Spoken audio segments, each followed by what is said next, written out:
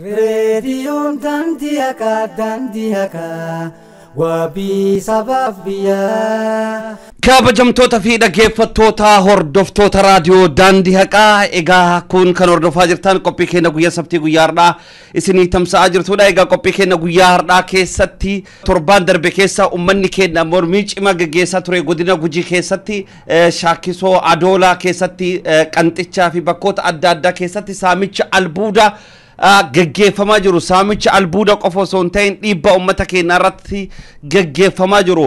Warroottan saamicha albuuda gaggeessan albuuda saamuu qofa osoo hin ta'in balaan guddaan uummata keenyaa irratti dhaqqabaa akka ture kanaan durallee haasawaa turre dabarsaa turre. Mee guyyaa har'aa immoo maanguddoon biyyattii sanii kanaannichallee akka gaariitti beekan kan yeroo ammaa kana biyya alaa keessa jiran Utukkannaa Malloo wajjiidhaan turtii taasisuudhaaf jirra. Yeroo ammaa kana toora gubbaa jiranii isaan simannaa. Utukkannaa yooyyaa akkam nageenyi badhaadha fayyaa? Fayya yooyyaa nageenyi san badhaadha fayyumaati. Fayya badhaadha keessan badhaadha? Badhaadha galata rabbii. Irricha fayyaa tabboo jabaa irricha. Irricha jireenyi biyya ormaa kun akkam Utukkannaa barattanii? Jireenyi biyya ormaa nama mukarra rafee namni mukarra koree rafee riiba gaarii hin qabu. Jireenyi biyya ormaa kun wanni biyya sii namaa gahu hin jiru. Atoo huqqattee beeloftee hiyyoomtee wanni haadha namaa gahu hin jiru. Biyyii fi haadha ofiiti. Kanaafuu quufi biyya ormaa quufa haadha ormaa irraatiin quuftu. Akkanumaafuu hiyyoommattullee rakkattullee biyyumatatti irra sii jira. Egaa horaa bulaa deebanaa isin sila amma umriin kun sila umrii jaarsa gaaddisaati. Jaarsi argitanii gaaddisaan bareedaa. Gaaddisa qe'ee keessanii jala teettanii ka wal dhabe araarsitanii ka daba hojjete argitanii timurtanii akkasiidhaan sila gandarraati aanaarraati gaaddisarraa bareeddanii ardaa keessa. Ardaan Minisoota ammoo bakkii isin qubattan akkammee?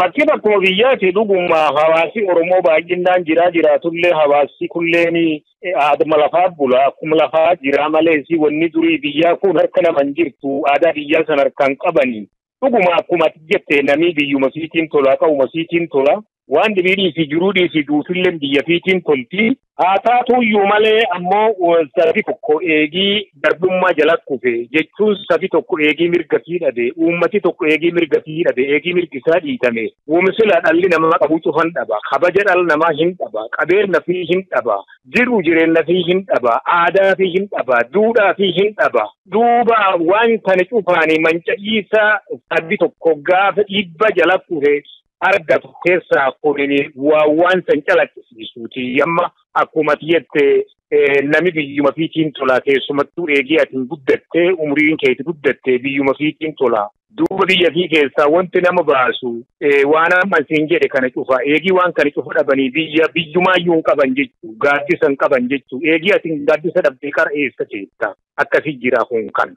Dhugaa baantanii Utukkannaa egaa mee dhaggeeffattoota keenya fi sagantaa kanarratti raadiyoo Daandii Haqaa kanarratti illee nu argamu keessaniif hedduu isin galatoonfanna. Mee Utukkannaa Malloo eessatti dhalatanii waan jedhu irraati osoo kaane dhaggeeffattoonni keenyallee xiqqoo wal barnoota fillee akka ta'uudhaaf. Tole ani Utukkannaa Malloo gatti dhalate Gammaan tana akka yaamicha ammaatti godina Gujii dhihaa aanaa Dududaawwaa dhaladhee akkasii jechuudha dhaladhee guddattee ani ilmee baadiyyaa keessa gammoojjii baadiyyaa sana keessa dhaladhee warra horsiisee bulaa keessa dhaladhee achuma guddattee akkana fadhalooti. Tole maarree hedduu isin galatoonfannaa. Raadiyoo Daandii Haqaa kan kanaan dura dhageettanii beekni? Raadiyoo Daandii Haqaa akka gaarii hordofaa muti. Raadiyoo Daandii Haqaa yoo san jettan akka malee gurraan jaalata abboo. Abboo raabulaa deemanaa Utukkannaa hedduu isin galatoonfannaa nulleen inni hordofuu keessaniifi. Mee hawaasa keenya kanaa fi tibba darbe keessa godina Gujii keessatti mormiin jabaan gaggeeffamaa ture. Haga mootummaa wayyaanee kun argitanii biyya san qabatte magaalonni mormiin kaasin hunduu mormii jabaa gaggeessaa turan kan akka Adoolatti illee Shaakkisootti illee mormiin jabaa deemaa ture. Kanaan durallee waggaa darbellee akkanuma mormiin deemaa ture. Mormiin deemaa ture kun waan saamicha albuudati. Mee haaluma waliigalaatiin waan san akka gaariitti illee waan beeytanuuf waan quba qabdaniif saamichi albuuda gaggeeffamaa jiru sun maal fakkaata? Mee hawaasa keenya kanaaf osoo irra nu baatanii jalqabarraa. dhuguma yoo jenne mootummaan ammaan tana sirnichi ammaan tana Itoophiyaa duudhee harkaa qabu kun Itoophiyaa bulcha jechuu miti Itoophiyaa duudhee hudhee waan Itoophiyaan qabdu cufa keessaa gingilchee ka sagantaa biyyummaa hin qabne sirnichi sagantaa biyyoomaa hin qabne lafa maali kana badhaadhina uumamaatiin badhaate hundarratti akkuma saniini rakkoon inni itti fidu cimaa jechuu kunini maani mootummaan tokko yookaan sirni tokko gaafa saamicha bu'uureffatee saamicharratti ijaaramee ka'e inni maal jedhama kolonii jedhama. Maal jedhama koloniinni yoomuyyuu sagantaan kolonii biyya takka guddisuu adoon taane waan biyya san keessa jiraas saamu. Uummata biyya sanirra jiru atoo hin taane wanni inni barbaadu waan biyya sanirra jiru badhaadhina biyya sanirra jiru barbaadu. Uummanni biyya sanii immoo waan badhaadhina biyya sanii yookaan qabeenya biyya sanii gaafa inni saamamu anin saamamu jedhee gaafa inni dubbate afaan qabsiisuuf uummata sanirratti rakkinaa ganan jenne kun waanuma histirii yookaan seena an addunyaa kanarra jiru. Kanarraa addaa miti mootummaan Itoophiyaa ammaan tana harkaa qabu kun kanarraa addaa miti kan amman siin jedhe kanarraa addaa miti. Kanumaaf jecha naannolee cufarratti keessumatti Oromiyaa keessa rakkinni jiru waluma fakkaata. Waluma fakkaata yennaa jennu kana wanti guddoo garaagarummaa qabaa tokkollee hin jiru. Ammoo akkuma badhaadhinni lafaa yookaan riisorsiin inni silaa barbaadu jirtutti akkuma santi akkuma riisorsiin sun itti guddootti dhiibbaan isaa akkuma santi guddatti naannoo santi. Kanaaf naannoo Gujii kana albuuda adda addaatti jira. Bosona jira. Bosona uumamaatti jira. Albuuda adda addaa keessaa warqiin isa tokko. Warqii Laatiiniyeen Dolomaayii ammallee akaan adda addaa Tantaaleen waan kana cufa jira. Seeraamiik waan kana cufa jira. Waan kana cufa ka jira kana mootummaan kuni haga seene jechuun haga seenee lafa kana qabate humnaan qabate akkuma sanii waan bal'aa waan guddoo itti geessisaa jira naannoo santi saamichaa riisorsii amma siin jedhee kana saamicha kanaaf jecha uummata san balaa guddaa gubbaan ga'u jira. Fakkeenyaaf albuudota gurguddaa adda addaa kana kaan mootummaan akka dhuunfaatti mataa fiitiin qabate kaan ammoo dureessa guddaa Itoophiyaa keessaa Itoophiyaa fi Saawudii keessaa lammummaa qabu Sheek Alaamuddin isattuu qabatee maqaa isaatiin jira malee warrooma aangoo gubbaa jiru keessa saamuu jiranii biyya sana saamuu jiranii. Kan kaka'e immoo uummanni maali mormii dhageessisaatuma ture. Akkuma gaafa duriitii mormii dhageessisaatuma ture. Gaafa inni mormii dhageessisu akka naannoo sanitti waan ilaalaa gurran mormii dhageessisu rasaasaan cafaqamaa ture. Rasaasaan fixamaa ture. Goomaraan isaa hin dhage'amu. Iyyi isaa hin dhage'amtu. Amma immoo guddattee wanti duuchiin barrinuu uummatinuu kan sirnicha kana fincilee sirnicha kana dinne nu geesse jedheetiin dinne didaa jedhee adda cufaa ka'eefi qaamuma kana ka durii ollaa callaa yookaan magaaluma saamichaa san callaa jennaa ka arrasaa san fixaman kaan har'a immoo waliin ga'ee barataan waliin ga'ee qeerroon ka'ee xiqqaa guddaan ka'ee iyyuu jira. Kana saamichi jiru. Wanti jirulleen kana haalli isaalleen kana. Kun amma haga gaafa haga ganna sadiiti ammaan kana ganna sadiin dabran kana baruma barii akkasumaan kunoo iyya fi addunyaa kanarra dhageeffasiisaa jiraan kana deemu jira wanni jiraatan obboleessati.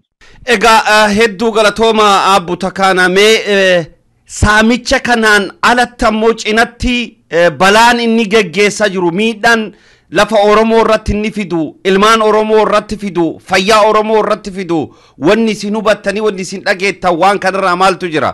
Dhageetta callaa tontii waan an qaamaan beeku wanni jiru fakkeenyaaf warqii lafa dambii baafachuu fi warqii fi dhakaa warqiin keessa jirtu addan gargar baasuu fi keemikaala ittiin inni fayyadamuu jiru. Keemikaalli kun fayyaa namaatii fi fayyaa waan lubbuu qabaa cufaat yoo eegannoo cimaa hin godhin kasanyii namaa lafaa balleessu kasanyii lafaa namaa lafarraa dugu gooma lubbuu qabaatu kan nama callaatu hin ta'in. Kanaafi naannoo sanii gaafa gorqii kana baafatu keemikaala kanaan itti naqanii gaafa baasanu wanti gahaan yookaan wanti uummata san protectitu wanni naannoo san protectitu tokkollee hin jiru. Akkanumatti uummata gallakkisanii tani albuuda sanii qilleensa faalanii bisaan faalanii wanni kun cufa uummata rakkinna cimaa haganan jenne uummata naannoo sanii irratti jirti. Uummata naannoo sanii irratti namaa fi ammallee beellada bosona galuu fi ammallee kanan horatee harkaa qabu. Kana hunda fixu jirti wanni kun. Wanni kun amma rakkinni fi kabbara kana callatta toon ta'in deemisa dhaloota dhufuun irratti akkasii rakkinni dhaqqabsitu waan beekame. Kanaafuu latti lafa mootummaan kana kasilaa uummatarraa dhoogu mootummaa ta'uu qaba. Mootummaan akka eegumsa naannootti uummatarraa dhooguu qaba. Dirqama mootummaan qabu tokko isa kana. Kampaaniin takka dhaabattee kampaaniin takka gaafasiin dhaabattu fayyaa uummataatii fi fayyaa jireenya lafa sanii kunuunsa lafa sanii qilleensa lafa sanii akka hin faalamne bisaan akka hin faalamne fayyaan namaa akka hin faalamne eeguu qaba ture. Kana katolchuudhii fi kanaayyuu kaaka keessaa qabu mootummaa waan taateefi kun naannoon akka jirtutti wanni ansiin jedhe faalanii bisaaniitiif faalanii naannoo sanii waan jiruu fi rakkinna guddaa cimaa hagana hin jennetti uummatarra deemu jira. Kana jira wanni jiru kana saamicha bira dabranii uummata kana sanyii isaatu lafarraa balleessuu jiran kana naannoo sanii kana wanni jiru. Kallattii itti fayyada qabeenya sanii irratti ilmaan keenya achi keessatti hojjechuu haa taatu warri kun qabeenya san saamuu qofaa miti biyya san saamuu qofaa miti biyya san fayyaduu keessatti fakkeenyaaf yeroo tokko gara adoolaf shaakkisoo kan waggaa gara 7-8 dura dhaqee ture karaan hin jiru karaan sirna tokko hin jiru wanni an argee irraa hubadhe mee akkaataan isaan itti biyya tajaajilaa jiran naannicha fayyadaa jiran mee wanni isaan irraa hubattan gahee hojiidhaan dargaggeessi keessatti hojjechuu haa taatu biyya fayyaduu irra turre kun. Wanni tokko hin jiru. Fakkeenyaaf faabrikaan tokko yookaan warshaan tokko dhufee naannoo takka yennaa dhaabatu.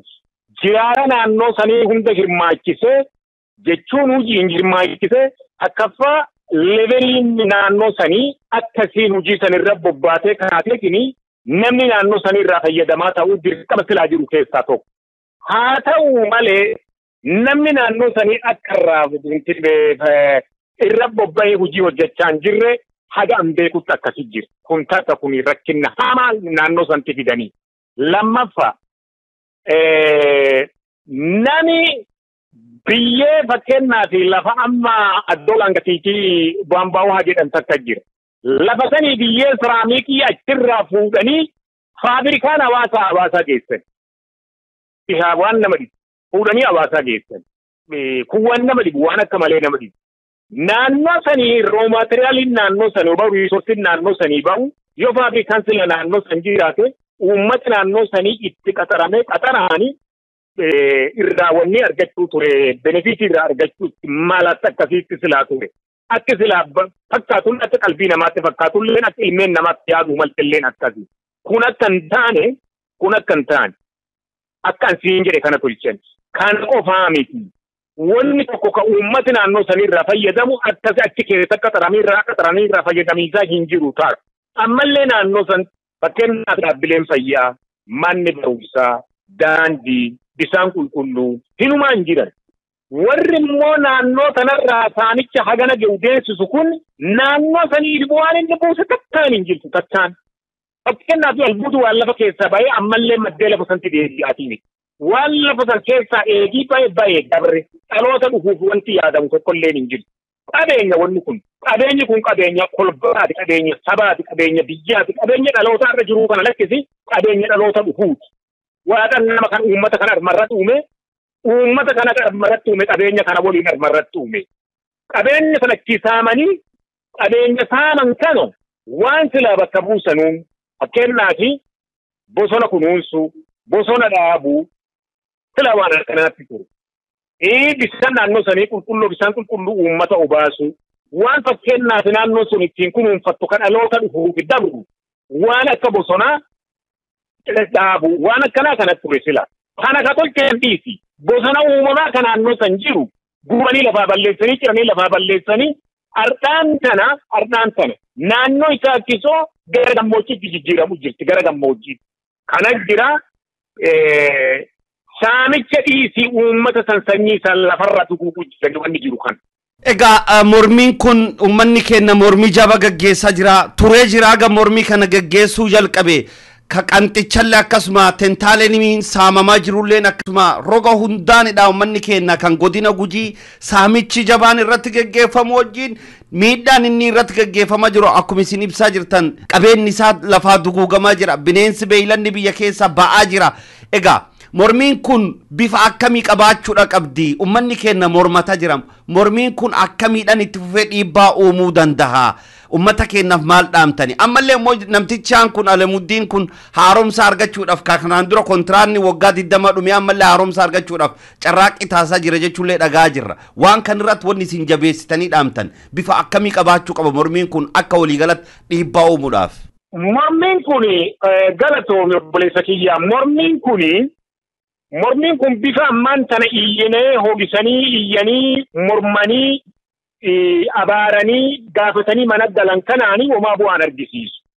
Akkinni bu'aa argisiisuun takkaffaa waan naannoo san irra deemu jiru. Duguuggaan sanyii dhala namaa balleessu jiru.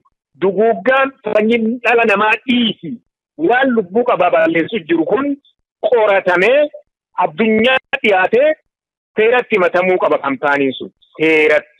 Seera eenyu seerri inni ittiin dhiyaatu akka seera addunyaa tanaaf jechuun international haala internationalawaa ta'e tokkoon addunyaa kana irratti matamuu qaba. Wanti deemamu jiru genocide. Genocideedha wanti deemamu jiru genocidein kun addunyaatti himatamuu qaban. Warri kun kampaaniin kun kasasamuu qaba. Kampaaniin kun biyya keessatti maxxee akka ati murtii haqaan arganne kasaamsisu jiru sirnicha waan ta'eef biyya keessatti maxxee wanni tokko wanni ati faayidaa argattu hin jiru. Kanaaf addunyaa irratti himatanii takkaffaa piroodaaktiin sun addunyaa irratti himatanii addunyaan akka inni badii dhaqqabsiisu jiru beekte piroodaaktii sana addunyaan hin bitu akka seeraatti irraa baani tolchan jechuun irraa dhufan hin bitan irraa hin didan. Waan akkasiitti jira. Waan kana beekee uummata keenya waan kana beekee keessumattuu namni ilmi ijoollee wabeetu kan wabaratte kun uummanni wabeeku kan wabaratte kun uummata lafaa kana qajeelchee waan kanaaf ka'anii addunyaa irratti himachuu mala inni tokko isa kana. Kun ammoo mormiin amma jiru kun akkuma jiru kanaan itti fufuu qaba. Fincilli deemamuu qaba. Uummata lafa irra mormachuu qaba. Kun akka jirutti inni guddaan uummati keenya wal qindeessee wal ijaaree addunyaa irra kampaanii sun himatamuu qabdi wanni jiru isa kana. Egaa hedduu galatooma uummanni keenya isinittillee dheeressee jira dhiifama uummanni keenya mormii kana gaafa gaggeessu waan albuudallee gaggeessu hojiidhaan kallattii daangatiin namni keenya nurraa ajjeefamaa jira kallattii daanga gara godina Gujiitiin gara godina Booranaarraayi gara Baaleerraayi akkasumas gara Harargee lamaanirraayi namni keenya dhumaa jira ajjeechaan kullee nurraa haa dhaabbatu daangan keenyallee haa kabajamu jechuudhaan mormii uummanni keenya tibba darbe keessatti gaggeessaa jiru sagalee isaanii dhageessisaa turan. Ajjeechaa gaggeeffamaa jiru kanarratti illee haala wayitaawallee waan ta'eef uummanni keenyallee buqqa'ee roga hundaan argitanii ammallee deeggarsi deemaa jira mata duree kana osoo hin kaasiin yoo bira dabarreellee uummanni keenyallee nu komatuun dhabu abbuta kana mee isinittillee dheeressu mata duree kanarrattillee dhaamsi isin dabarsitan akka maanguddootti uummanni keenya amma gaaga'ama jaba keessa jira gulantaa hamaa gubbaa jira yeroo kanatti uummata lakkoofsaan miliyoona walakkaa olittu buqqa'ee jira daangaan keenya weeraramaa jira.